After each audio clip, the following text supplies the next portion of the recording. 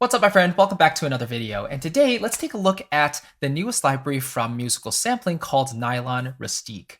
And this is a nylon guitar library. And it's kind of a different approach, I think, for musical sampling. They've done a lot of orchestral stuff. They've done the Atelier series, but now they're kind of moving into giving each product, no matter how big or small, its own unique identity. So I believe the old Atelier series is still going to be there, but the new libraries will no longer have that Atelier series sort of packaging, and each one is going to stand on its own. So this is the first one in that series called Nylon Rustique. It is a nylon guitar, of course, and it has a legato patch, a master legato patch, has performance sustains, harmonics, tremolo, auras, which is controlled by key switches. Those are like pads and sound design.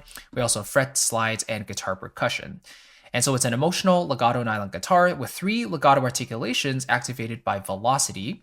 There's a subtle, warm vibrato with the legato patch, natural and tuned pitch variations, kind of like the Atelier series, and then, of course, the adjustable reverb right in the middle, so the big knob. One of the big reasons I like the simpler musical sampling libraries is because it's so simple. There really are no parameters that you need to tweak. You just dial in the reverb to your own liking, and then you just go from there. So let's take a quick look here. They say, we wanted to produce an instrument that would suit delicate emotional lines for slower, moderate tempo contexts, all housed in a key switchless patch. And that's something they do really well. So achieve this, we captured 3 legato types, each activated by velocity. So this part's important. The primary range plays the plucked natural legato performances. The high velocity range triggers the slides with no pluck samples up to a whole step. And the lower velocities activate the slides with pluck articulation, the speed of which can be controlled by the mod wheel. Okay, so with that being said, let's kind of dive in. Let me kind of show you how this works, and you can read more on the sales page, of course. But if we just come into Logic here, you can see that this is what it loads up with. So we have the instruments we just took a look at. There's the master legato, performance sustains, harmonics, tremolo, the sound design, auras, fret slides, and guitar percussion. So it's basically the 7 patches, and then there's the tuned variations on those same patches. So let me start with the master legato here. So I believe it is sampled up to a whole step, but then basically the legato activates no matter how large your interval is. So it just cuts off the previous note and goes to the new note if you go beyond a second. So let me just play some of these for you here. Play this legato patch a little bit.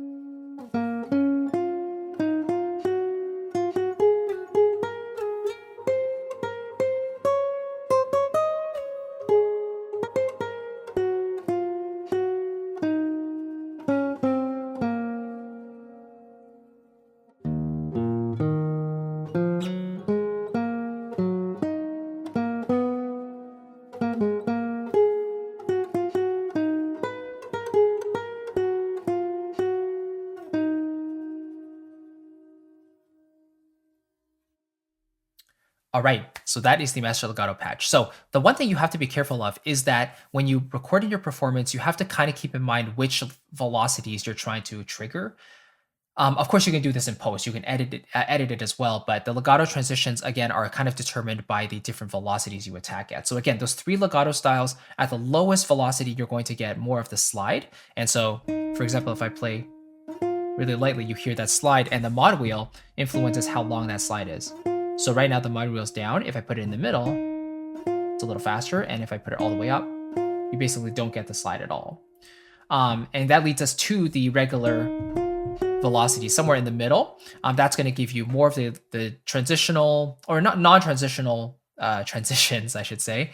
And it basically goes pretty smoothly from one to another. It feels more like a fingered sort of regular legato, whereas at the lowest velocity layer, it actually feels like that slide is really pronounced and it's happening there. And then the highest layer, you're not going to get as much of that transition at all. Even though it is a legato transition, it's just a little snappier there.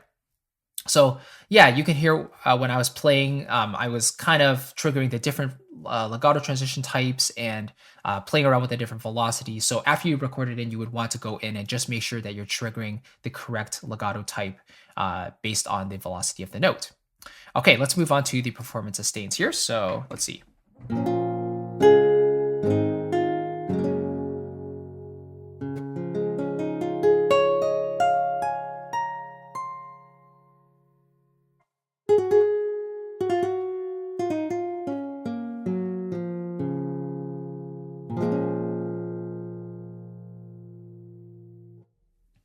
Very nice. Let's hear the harmonics.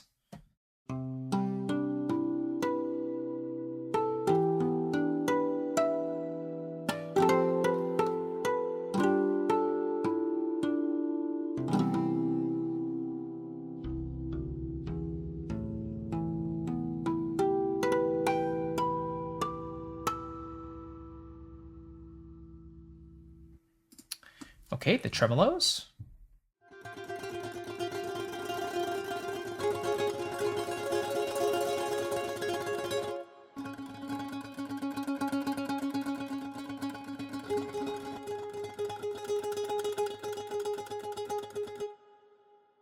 Then we have the auras.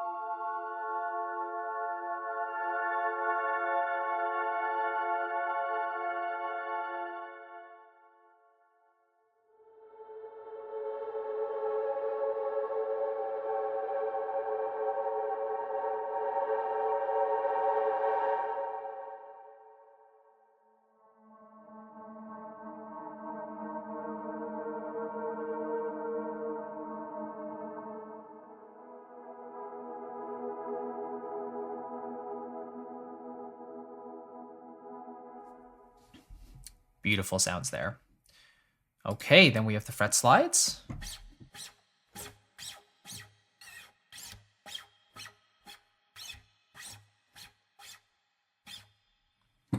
So it's always super helpful, especially if you're a guitar player. You can really transition between those chords, especially like if you're using the performance patch, the sustains, then you can transition between the chords. If you know that the fingers have to move a certain position, you can add in one of these notes for that extra realism. I'm not a guitarist, so I don't know exactly when those fret slides should happen, but I kind of estimate based on what I hear from everyday music.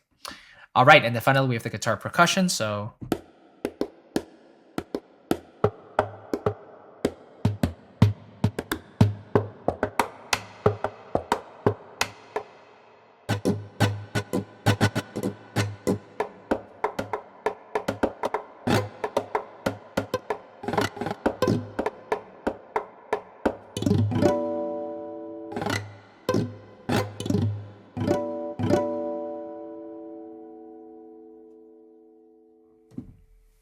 and there we go, a very simple library, and it sounds really, really nice. And I just love that there's a legato patch that you can go between to create those melodies. It creates that nice emotional sound. So that being said, let me just play this short little cue. It's like 10 seconds. And so I pulled in the master legato patch, and then I'm going to use the accompaniment, which is going to be the sustains. Okay, so let me solo up the master legato here. And then the performance sustains is this nylon accompaniment track. So let's have a quick listen.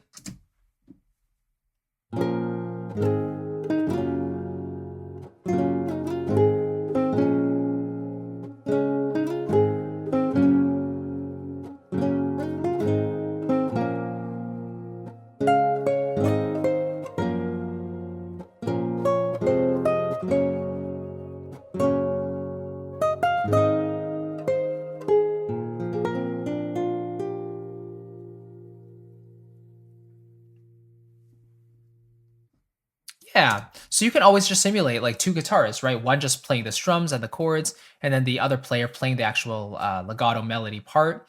And this library can do both of that and more, again, with the fret slides and the harmonics and the tremolos and stuff like that. So a pretty niche library, but kind of comprehensive in what it offers for what it does.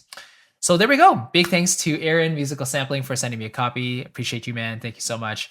Yeah, I'll catch you in the next video. If you want to see some of my personal recommendations and you're on the hunt for some new sample libraries, you're interested in like the orchestral stuff, but also piano stuff, jazz stuff, ethnic stuff, you want it all condensed down into one document, then I want to give you my sample library buyer's guide, absolutely free. If you click the first link in the box below, I'll take you straight there where you can grab it as my thank you to you for checking out this video. And I hope it helps you. A lot of my students have used it. It's been helpful for them. They've been referencing as a buyer's guide, and kind of giving them some direction if they're on the market for something new. So anyway, I'll catch you in the next one. Thank you again, and I'll see you very soon. Bye bye.